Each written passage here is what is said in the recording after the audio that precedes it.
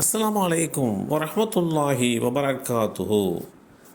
சையதுனா உக்காஷா ரலியல்லாஹு அன்ஹு, அபூ ஹுரைரா ரலியல்லாஹு அன்ஹு அவர்கள் அறிவித்தார்கள், என் சமுதாயத்தாரில் 70,000 பேர் கொண்ட ஒரு கூட்டம் சந்திரன் பிரகாசிப்பது போல் முகங்கள் பிரகாசித்தபடி சொர்க்கத்திற்குள் நுழைவார்கள் என்று நபி ஸல்லல்லாஹு அலைஹி வஸல்லம் அவர்கள் கூறினார்கள்.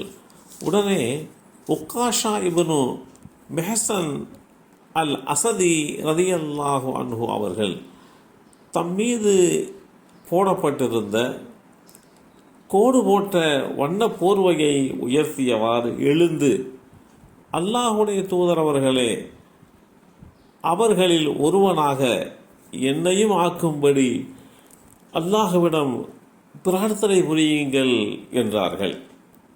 அல்லாஹுடைய தூதர் ஸல்லல்லாஹு அலைஹி வஸல்லம் அவர்கள், யா அல்லாஹ், இவரையும் அவர்களில் ஒருவராக ஆக்குவாயாக என்று பிரார்த்தனை செய்தார்கள். இந்த செய்தி ஸஹீஹுல் புகாரியிலே 5811 என்ற எண்ணிலே பதிவு செய்யப்பட்டிருக்கிறது. உக்காஷா இப்னு முஹசின் அல் அசதி என்பது இவர்களுடைய முழு பெயராக அறியப்பட்டிருக்கிறது. சற்று துணிச்சலும் அதிகமாக இருக்கக்கூடியவர்கள். ஒரு முறை நபி ஸல்லல்லாஹு அலைஹி வஸல்லம் அவர்கள் இவர்களை அரபகத்தினுடைய குதிரை வீரர்களில் சிறந்தவர், நம்மை சார்ந்தவர் என்று கூறிய போது, அங்கிருந்த உக்காஷா ரலியல்லாஹு அன்ஹு அவர்கள் குடும்பத்தை சார்ந்த ஒருவர், அல்லாஹுடைய தூதர் அவர்களே, அவர் எங்களை சார்ந்தவர் ஆயிட்டே என்றார். அதற்கு நபி ஸல்லல்லாஹு அலைஹி வஸல்லம் அவர்கள், உங்களை சார்ந்தவர் அல்ல, மாறாக எங்களை சார்ந்தவர், நம்மை சார்ந்தவர் என்று குறிப்பிட்ட செய்திகளையும் நபிமொழி தொகுப்புகளிலே நம்மால் பார்க்க முடிகின்றது. அந்த அளவிற்கு பல்வேறு சிறப்புகளை பெற்றுக்கொண்ட உக்காஷா ரலியல்லாஹு அன்ஹு அவர்கள் நபித்தோழர்களிலே மிக சிறந்தவர்களிலே ஒருவராக திகழ்ந்தார்கள். ஏறக்குறைய அவர்களுடைய வாழ்வில் அதிகப்படியான யுத்தங்களில் கலந்து கொண்ட மேன்மைக்குரியவர்கள்.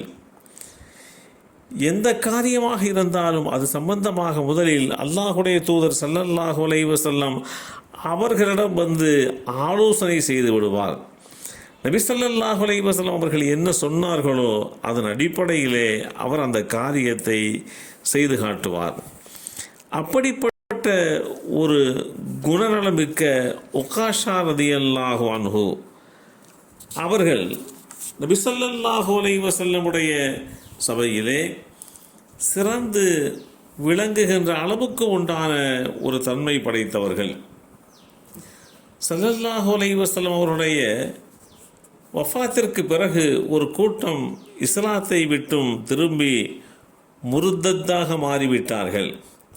அவர்களோடு யுத்தம் செய்ய வேண்டிய அவசியம் அபூபக்கர் சித்தீக் ரலியல்லாஹு அன்ஹு அவர்களுக்கு ஏற்பட்டது.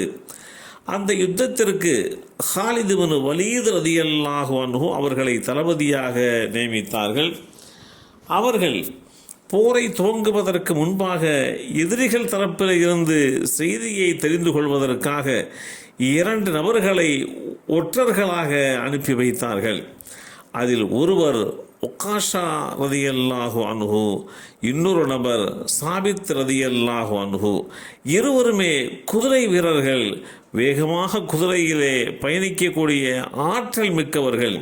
உக்காஷா ரலியல்லாஹு அன்ஹு அவர்களுடைய குதிரையின் பெயர் அர்-ரஸாம் என்று அழைக்கப்பட்ட அந்த செய்தியும் வரலாற்றிலே இடம்பெற்றிருக்கிறது. எல்லாம் வல்ல அல்லாஹு தஆலா சையதுனா உக்காஷா ரலியல்லாஹு அன்ஹு அவர்களுடைய வாழ்வின் உண்மைத்தன்மையை புரிந்து கொண்டு படிப்பினை பெறுகின்ற நல்லோர்களாக நம்மையும் நம் சந்ததிகளையும் ஆக்கி வைப்பானாக. அஸ்ஸலாமு அலைக்கும் வரஹ்மத்துல்லாஹி வபரகாத்துஹு.